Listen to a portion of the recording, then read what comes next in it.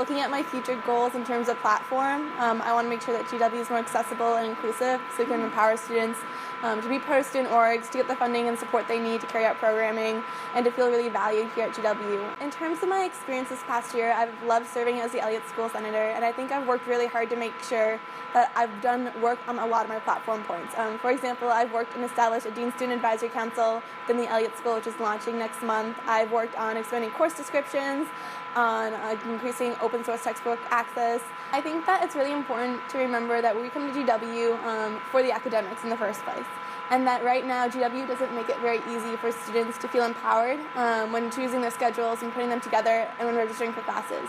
I really want to work towards how can we make sure that students have the information they need to make the decisions that are best for them about courses. Something that's been incredibly eye-opening over this past year is how much of a difference it makes to have a student voice at the table. I served on a steering committee for the Elliott School when we were looking at their student services and how to revamp them. And a lot of the issues I raised weren't previously on the agenda. And so that's what made me realize that how important it is to make sure that we have student voices involved in every part of the university, at the administrative level, within the schools, and well, especially within the student association. How can we rope more students into the conversations that we're having with admin about the projects? How can we rope more students into the conversations about what needs to be fixed and then how to fix it? Would go a long way in making sure that the student association is this all-inclusive body that really pushes forward GW's community aspects and creating a more diverse and inclusive campus.